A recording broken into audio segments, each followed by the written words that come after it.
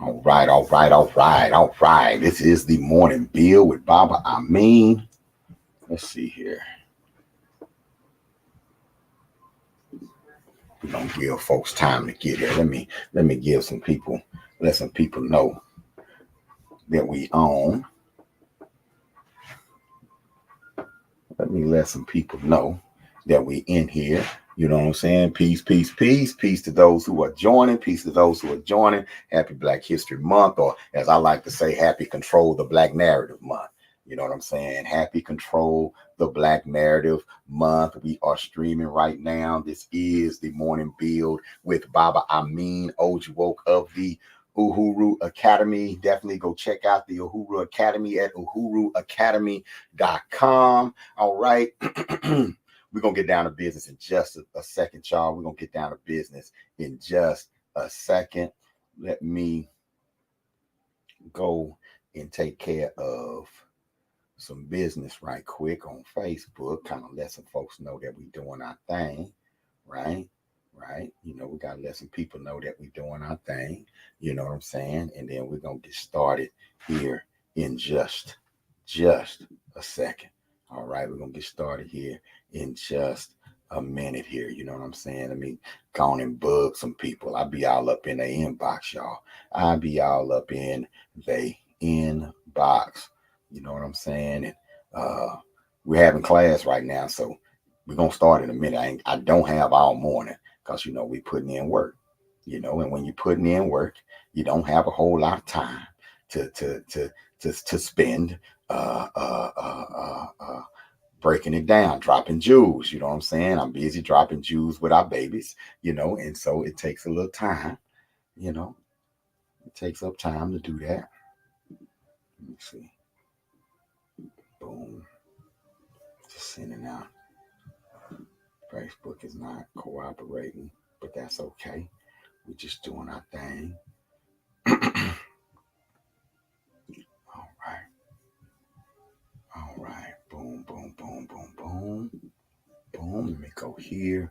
All right, all right, all right. Peace and power, y'all. This is your brother Baba Amin Ojuwoke, and this is the morning build. I pray that everybody is having a blacktastic week. I pray that everybody out there is building. I pray that you're going after your vision, manifesting your vision, making your vision a reality. You know what I'm saying? In the whole 9 yards. You know what I'm saying? We are a beautiful and proud people, and we continue to manifest that every single day.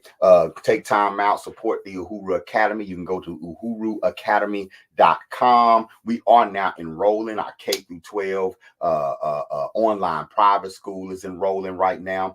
We also have our Operation Reconnect program. If you're 16 and up and you stopped out of school and you need to earn your high school diploma, but most importantly, if you need a plan for success, we are enrolling right now. Y'all, the Uhuru Academy is the greatest education experience for Black children in the world today, especially our online program.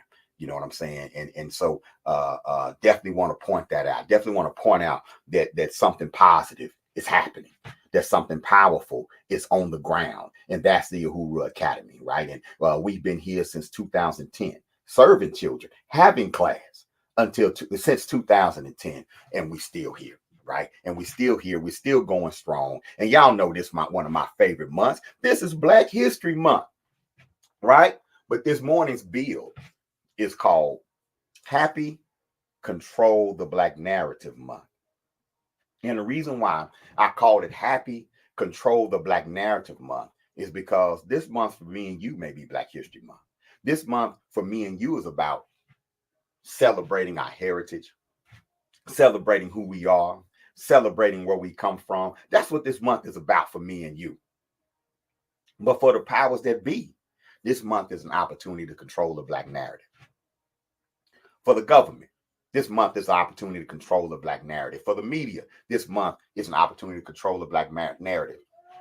For corporate America, this month is a month to get Black dollars, right? Right. And so we have to be weary of the narratives and the motives that are out there in regards to our story, right? And so our narrative Let me put it like this. All history is taught with the future in mind. Let me say it again. All history is taught with the future in mind. What you think about your past determines where you feel like you can go in the future. When you talk to most of us, most Black people, the narrative that we've been taught is that we come from slaves and that we've had Black people to do great things in moments throughout history since slavery, right? Like what the government would rather you learn and what the powers that be would rather you learn, right, is that narrative, that African American narrative that puts our history inside of this box, right? That puts our history inside this box that confines us to our history in the United States. So you get this list of Black inventors. You get this list of first Negro to do this, first Black person to do that. You get the civil rights movement. You get this real simplified story, of Black history that's safe, right? So you learn about Harriet Tubman, but you don't learn about Nat Turner, right?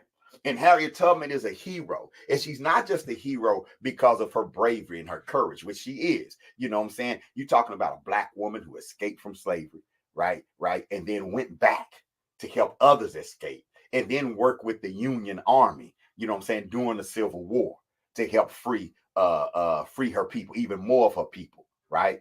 And that's a beautiful, beautiful story. And she's seen, they try to claim her as an American hero because of the way that story was told. But you know that the army refused to pay her pension when she left the Civil War. Do we understand that she was enslaved not by the South? And that's another way that they spin our story, our narrative. They say that we were enslaved by the South. No, Black people were enslaved by the United States. Okay, our ancestors were enslaved by the United States of America, not by the South. When the South seceded from the Union and formed the Confederacy, slavery was already over 150 years old. Okay, when the South separated from the Union, slavery was already centuries in. Okay, so before there was a Confederacy, there was slavery. And so before the Confederacy was formed, what nation did those states belong to? They belonged to the United States. And the Confederacy only existed for about 11 years. We were enslaved for around 300 years. So if the Confederacy existed for 11 years, but we were enslaved for around 300 years, who enslaved us that other 289 years? That would be the United States of America. So Harriet Tubman wasn't an American hero because at the time when she was fighting, she wasn't even recognized as a human being, let alone as an American. But the story has been spun to give us some inclusivity in the American story. But we're losing the autonomy of the African story, the Black story, our story. Does that make sense? And our history doesn't begin in 1619. Notice there's very little talked about who we were before slavery. Very little. Very little spoken about who we were before enslavement. Matter of fact, it's 2024, and a lot of folks are still out here arguing over that. We were the indigenous people. We were already here. We're not Africans. We are Africans. With this, we're still arguing over who we are in 2024. Right? And a lot of that stems from beginning our history, right, in a period of enslavement. And a lot of that stems from us not doing that extensive research to find out who we were prior to slavery. Yeah, yes, many of our ancestors came over here in the hulls of ships. But there's also evidence that our ancestors came over here before slavery as well. I said evidence. There's plenty of evidence to indicate that Africans were traveling to America prior to slavery. Yes, there's evidence to indicate that we were a part of indigenous, that there were indigenous populations of African descent that were here prior to slavery. Yes, and all of that should be investigated and all of that should be pulled into our story. But what we need to stop doing, though, is allowing others to control our narrative. We have to stop being afraid. There are so many of us that are still afraid to teach our history in any type of way that might offend somebody else. So you learn Harriet, but you don't learn about Nat Turner. Harper's Ferry, Virginia, 1831. You don't learn about Nat Turner. Harper's Ferry, Virginia, right? Right? One of the most shocking slave rebellions of all time. You know what I'm saying? We don't learn about Nat Turner. We don't teach Nat Turner as an American hero. 1831, Harper's Ferry, Virginia. Nat Turner organizes other African people, you know what I'm saying, on his plantation and surrounding plantations. And then he leads an uprising that leaves almost 70 people dead, 70 white people dead. But he was fighting for freedom. And we have this double consciousness that says we'll celebrate when the United States kills people. So like when they talk about dropping the atomic bomb on Japan, everybody, and they came home and threw a parade, we celebrate that. We're taught that those heroes of World War II went out there bravely and dropped that bomb on millions, hundreds of thousands of men, women, and children. And we came home and we celebrated, and it was a victory for freedom. Aren't we taught that? So if we believe in violent retribution, how come we are mum on people like Nat Turner? How come Nat Turner's not a hero too? How come Nat Turner isn't seen as a great prophet? How come Nat Turner isn't seen as a great spiritual leader? Because he was spiritually motivated to do what he did. How come the Haitian Revolution isn't celebrated, but the American Revolution is? The Haitian Revolution is the most unique revolution of all times. It's the only time in human history where an enslaved people not only fought for and won their own freedom, but they took over the nation that enslaved them. An incredible feat. They outsmarted all of the biggest superpowers of that day. They outsmarted the French, they outsmarted the Spanish, and they outsmarted the British. And won their independence on January 1st, 1804. Why we don't learn about that? Why is that not in the annals of human history? It's something about Black people rising up. It's something about stories about Black people rising up that have the exploiters shaking in their boots. Why do you think they don't want us studying those stories? Why aren't they celebrating? Why don't they all celebrate the Haitian fight for freedom? You write executive sessions 420. Black insurrections are rarely, look, and I'm saying this to say this. Our struggle here has always been based on our fight for freedom. Like when we teach slavery at the Uhuru Academy, we don't teach it within the context of it being slavery. We teach it within the context of it being an African struggle for freedom, an African struggle for sovereignty. That's the context we teach it in. So we teach about us fighting back. We don't sit there and just teach like tragedy. Teach like, yeah, this happened to us, and then finally Abraham Lincoln signed the. We don't teach that. When you ask Uhuru Academy students who freed the slaves, they say we did. They say that Africans freed themselves. And the reason why they say that, yes, they acknowledge that Abraham Lincoln signed the Emancipation Proclamation, but they also acknowledge that nearly 200,000 Black folks who fought in the Civil War. So if somebody declares you free, but somebody else say they'll be free over my dead body, and then the person who declared you free say, okay, y'all can be free if you go fight, then they didn't free you. You freed yourself. So that's what we teach our children. The reason why we teach our children that we freed ourselves is because it's their responsibility to free themselves. It's their responsibility to build their communities, to build their families, to do what it takes, you know what I'm saying, to do whatever it takes, in order to survive. So you can't teach them a bunch of stories about being victimized and then being let go. No. I hope I'm making sense to you. It's Control the Black Narrative Month. So you're going to see commercials during your NBA games and NFL games, and we proudly celebrate Black history. And then they'll say Jackie Robinson broke the color barrier in baseball. Another horrible story. Another horrible story.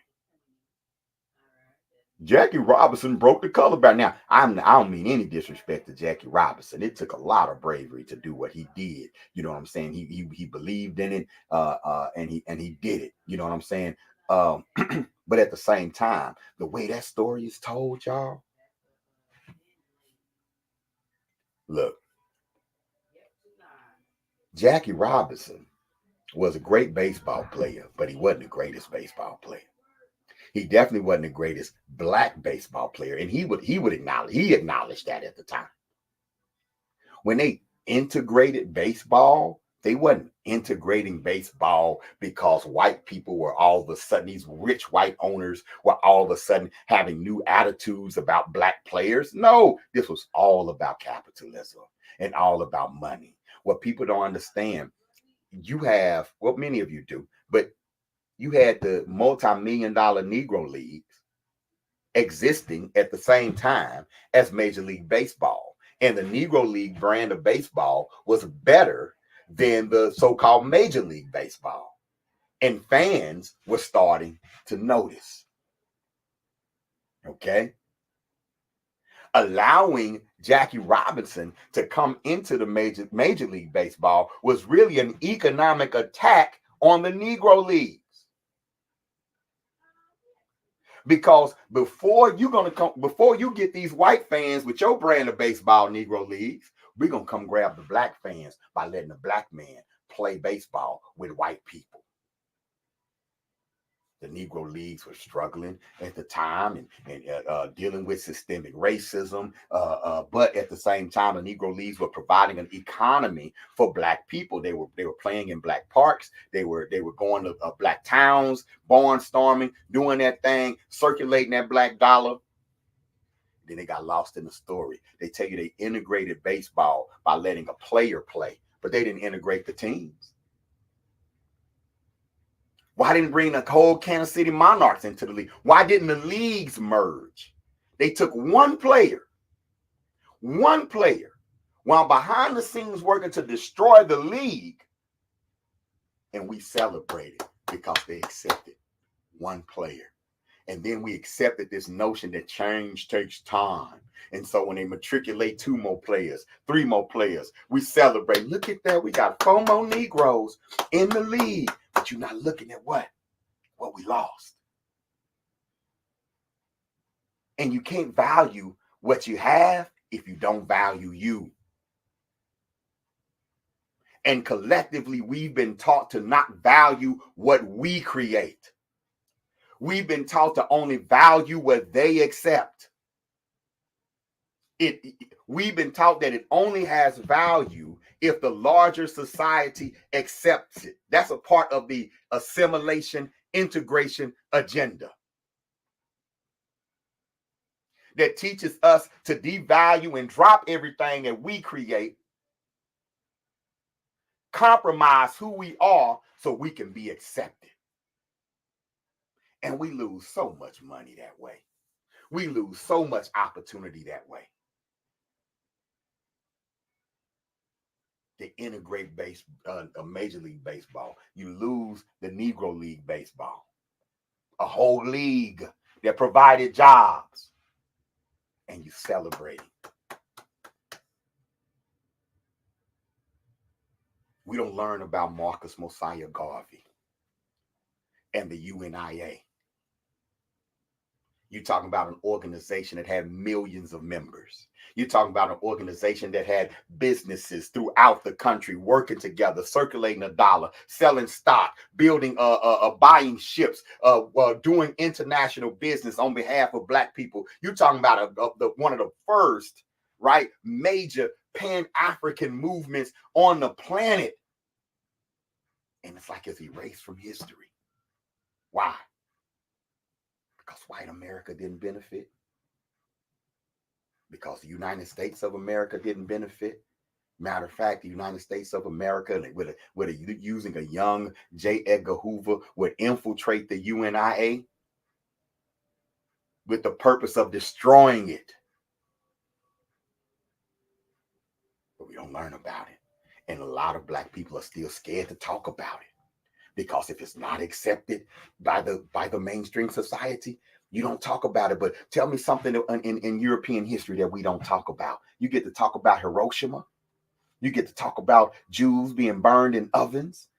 You get to talk about the American Revolution. You get to talk about the French Revolution, the War of 1812. You get to what? The good, the bad, and the ugly is talked about in everybody else's story. You know why? Because they demand it themselves. Try to stop them from telling their story. Try to stop them. Try to stop Europeans from talking about their villains, their heroes, and everything in between. Try to stop them.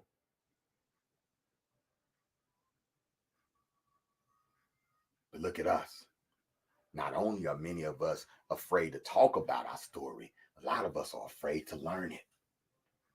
A lot of Black people think that learning Black history is racist.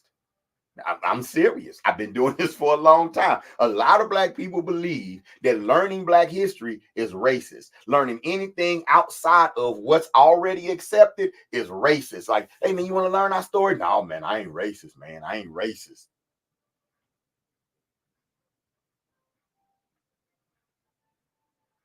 But then you up in class raising your hand. Yeah, William Shakespeare, this, and this.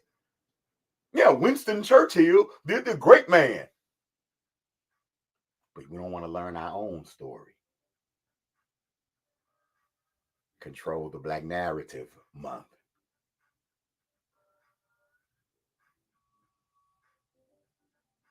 We learn, we get an oversimplified version of the civil rights movement. You have Martin Luther King over here who believed in nonviolence, and you had Malcolm X over here who believed in violence. And we don't look any deeper. This is the narrative, right? And Negroes be out here acting brave, or they'll say stuff like, you know, I understood some of the things that Malcolm said. I wasn't with the violence. I'm saying, like, Malcolm X was never violent, ever. Malcolm X was called violent because he said he would defend himself. I want y'all to think about that. Malcolm X is labeled violent because he believed in defending himself. Raise your hand if you believe in defending yourself when you're attacked. Malcolm X never led a raid on a U.S. base. Malcolm X never attacked white people physically. You can't find any annals of a group of Malcolm X and a group of Muslims kicking down somebody's white door and beating them up. Malcolm X never went to war with white people. He never committed one act of violence. But saying you defending yourself when you've been oppressed, when saying you're willing to defend yourself, when you've been taught to have a slave mentality, when you've been taught to worship another people, saying that you will defend yourself is considered militant. It's considered violent. Y'all, we cut out a whole section of our story. We carve out whole sections and leave out whole sections of our story simply because we feel like it doesn't fit the integration, assimilation agenda. But those parts of our story that we leave out, our children need. Our children need to understand that we had spiritual systems prior to Christianity, not to go at Christianity, but to know that they come from a spiritual people, and that Europeans or nobody outside of Africa brought spirituality to Africa. That didn't happen. that we were already that. Nobody brought the African, brought reading to Africa. Reading comes from Africa. Writing comes from Africa. Language comes from Africa. Science comes from Africa. Math comes from Africa. Nobody brought that stuff to us. Our ancestors took that stuff to the world. Do you know how empowering it is to learn that? This is Control the Black Narrative Month. No one on your in media, no one on TV, none of your major stars or whatever. They're gonna be doing these Happy Black History Month commercials and things like that. Ain't nobody gonna talk about Imhotep. Ain't nobody gonna talk about Mansa Musa and Mali. Nobody gonna talk about Sunni Ali, Songhai Empire. Nobody's gonna talk about Sundiata Keita. They're not gonna talk about that. They're not talking about Nzinga. They're not talking about those revolutionaries and those monarchs and kings and great artisans, and they're not talking about them prior to slavery. That's not going to happen. They're not going to talk about John Horse and the Black Seminoles. That's not going to happen. Denmark Vesey, Gabriel Prosser, not going to happen. They're going to talk about Robert and Mabel Williams, and you're going to learn a little bit about the civil rights movement, but what about the Black Power movement? What do you know about the Black Power movement? What do you truly know about the Black Power movement, except they believed in violence? What were these amazing young people in the 1960s and early 70s, throughout the 70s? What were they doing? What were they organizing? And why are some of them still in prison today? Oh, y'all. This that month. This that month where a lot of teachers about like myself, we don't get a whole lot of invites because we're not safe. We don't get a whole lot of invites to the churches. We don't get a whole lot of invites to the schools because we're not safe. I'm the type of speaker that the community got to bring in.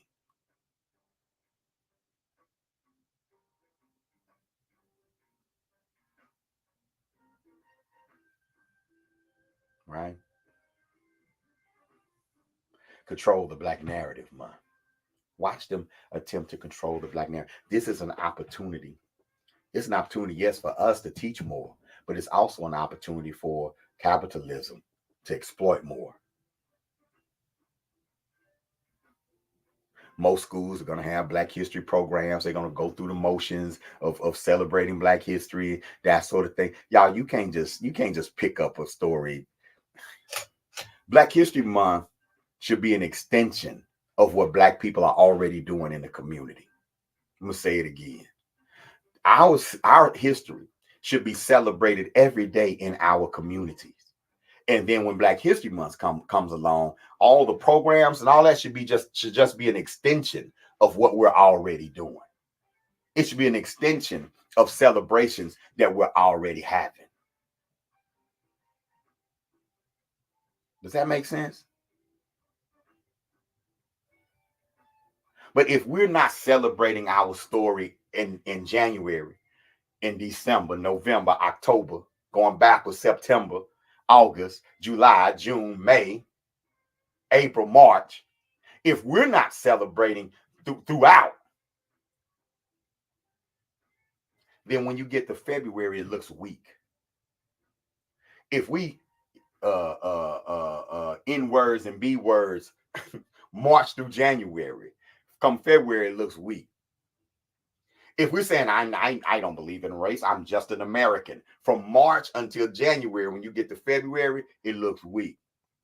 If all you when you talk about Black people, all you talk about is the negativity, we need to stop killing each other. I ain't killed nobody this morning. We need to stop killing each other. If you're talking about we need to stop killing each other from March all the way to January, in February, it looks weak. Our children should have somewhere to go in the community to celebrate our story each and every day. We have to counter all the negativity that we see with positivity. But if you're not supporting programs like the Uhuru Academy, if you're not supporting initiatives that's bringing Black history, that's bringing our story to our children, if you're not supporting that from March all the way to January, in February, you look weak. If we're not opening more museums, if we're not declaring more historical landmarks in your community, you look weak. If we're not putting up the murals with faces of Malcolm and Fannie Lou Hamer and others, you look weak. So we get to February and you want everybody to just turn it on. Happy Black History Month. It don't work like that because you're not celebrating it. You celebrating black people beefing on YouTube. You want to see who's gonna call who a B next. Who's gonna expose who next? We coming into Black History Month with folks talking about Meg Thee Stallion and Nicki Minaj having a beef, and they saying horrible things about each other. And that's how we gonna come into February. You look weak.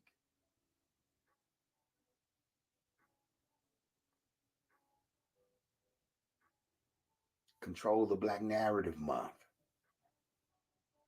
We need to take control of our narrative. We need to take control of our narrative. We need to demand that our stories, our powerful, positive stories are told. Somebody black did somebody black did something great today. It's a fact.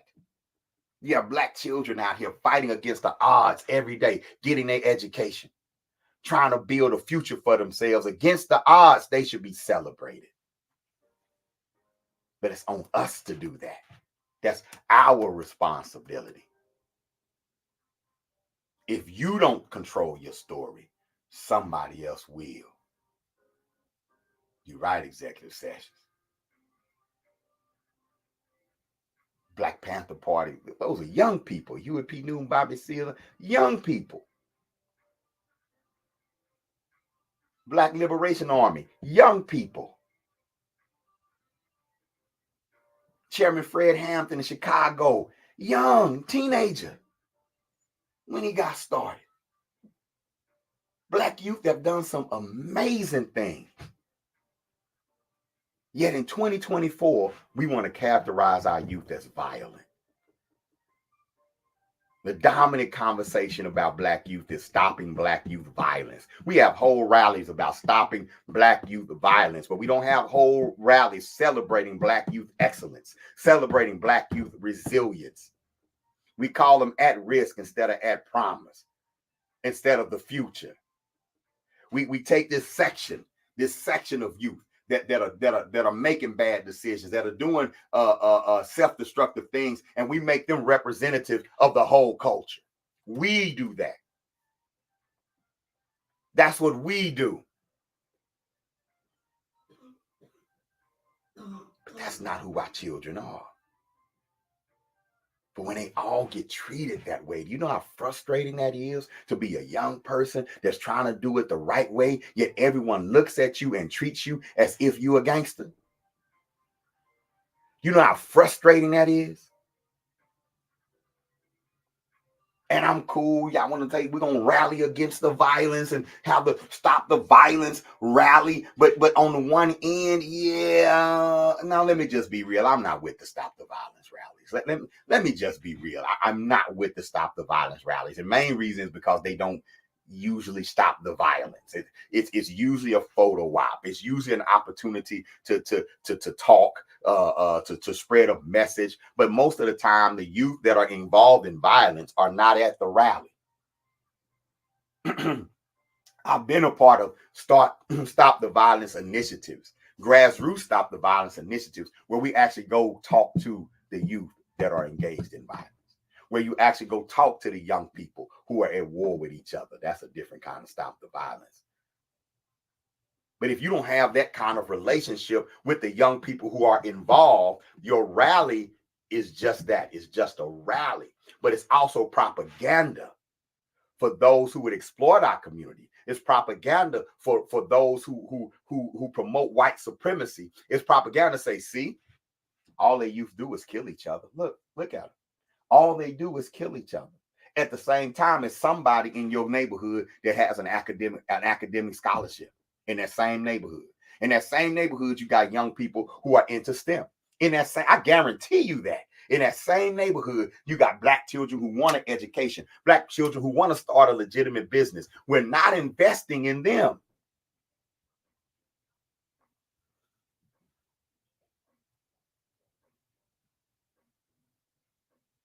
And if you're not investing in them from March all the way to January, when February comes, you look weak.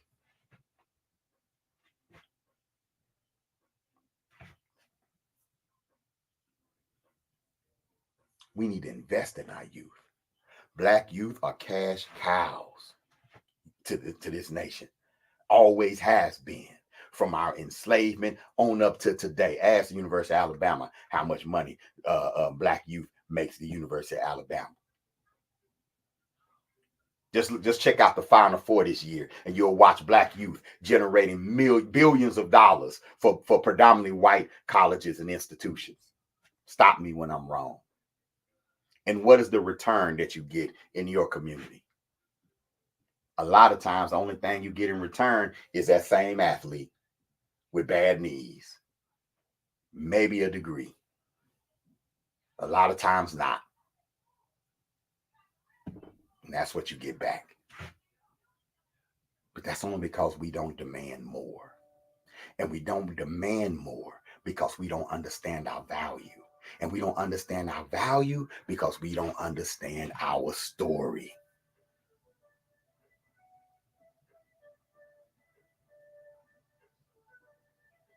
We don't understand our story because we're not the ones telling it. And we're allowing others to dictate to us which parts of our story should be told and how our story should be told, because they're afraid that you're going to get mad at America if it's told a certain way.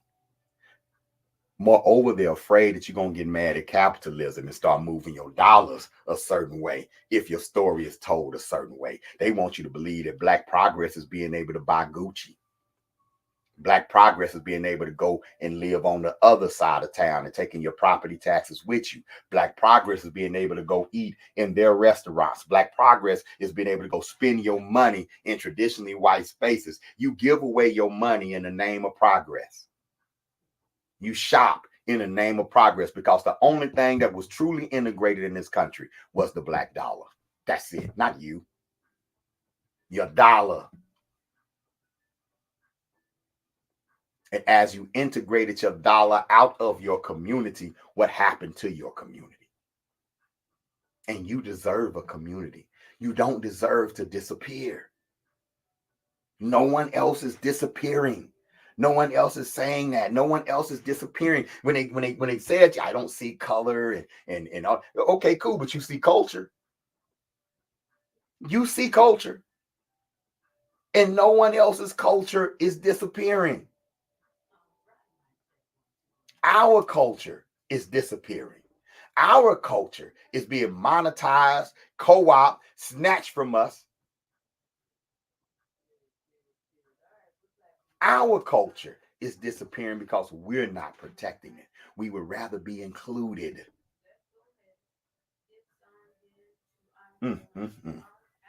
Anyway, that's what I got this morning. I got to get back to class, right? I just want to do a quick build talking about Black History Month. I'm going to do more though, because I got to get back in the flow. Y'all, I haven't been speaking. I haven't been lecturing. I'm rusty. It takes me a while to get into it. It takes me a while to get comfortable. And the only reason why I'm not comfortable is because I'm not doing it enough. But I'm Black and I'm back. And we're going to make this thing happen. We got something to say. I will not be quiet. I will not go silently into the night, but I will continue to build the Uhuru Academy. We're currently working with students all over the country and in Africa right now. Right now, they honor their ancestors every morning. See, every day is Black History Month at the Uhuru Academy. Our children are working vigorously academically. Y'all, when the Uhuru Academy students leave the Uhuru Academy and go back into the public school system, they excel. Oh, I got proof. Oh, I have proof. Our students are not only excelling as a part of our program, when they go back into the school system, they excel. They have to be, they put them in AP class. I'm talking about students that were considered learning disabled or special needs when they came to us, taking AP courses when they leave. I have proof. I'm not just talking. And the foundation of their ability to do that is not their ability to pass some damn standardized test. That is not what that is. That is not their ability to do all of the teaks on it. That is not these little assessments that they do, that they assess their math and science and say they're behind, they're this, that is not how you measure an African child. The foundation is them finding out who they are and giving them a firm foundation in who they are. A foundation that's so strong that they carry a confidence into everything that they do, where all they're gonna do is excel. They're not afraid to work hard. They're not afraid to fall down and get back up. They don't see themselves as behind. They don't see themselves as ahead. They see themselves, I am where I'm supposed to be based on my actions, based on what I'm doing, based on the amount of work that I put in, period. I'm going to be great at some things, not so great at others, but I'm going to play to my strengths. I'm going to play to my passion. I'm going to find my vision, and I'm going to go for it. You don't teach a child to a test. You teach a child to learn about themselves. And that's why Uhuru Academy students excel. We're not trying to be like the public school system. We're not that. We're superior to the public school system, even without the funding. Imagine what we're going to be when we get the funding. But I can show you better than I can tell you. And I'm about to go get back to work. Because I don't talk about African-centered education. I do it. I don't talk about opening schools. I open them. I don't speak about, I don't talk about what we need to do. I found my lane, I got in it, and I got to work. I don't want to be an internet star. I don't want to be I don't want to be YouTube famous. I want to be effective until I die. And that's it. And if being effective means I have to step out here for a little bit and share with you all just to show you what we're doing and give you an opportunity to get involved, I'm with that. But I'm going to tell you this. If you don't want it to happen for real, don't support me. If you don't want schools to open for real, don't support me. If you're not willing to work and put in some time, don't support me. If you're comfortable behind your excuses, if you're comfortable just saying, I would pull my baby out of school, but ain't no programs out there, then don't mess with me, because I'll try to put a program where you are. I'll create a way for you to pull your child out of school. I'll create a way for your child to get some African-centered education. So don't support me if you don't want it. But if you want it, and you want better education solutions for real, culturally relevant education solutions for real, then support me. Support the Uhuru Academy. It's that simple. And shout out to all other African-centered schools out there. UASC International, New Akibalan. Shout out to the Liberated Minds. All those schools that are out there, that are on the ground, that are serving students and families right now. Shout out to you. And shout out to those who are trying to do the same. Keep pushing, keep working. It's going to happen. Educating our children is our responsibility. I love you. I don't mind telling you. Happy Control the Black Narrative Month. Control the Black Narrative. Peace.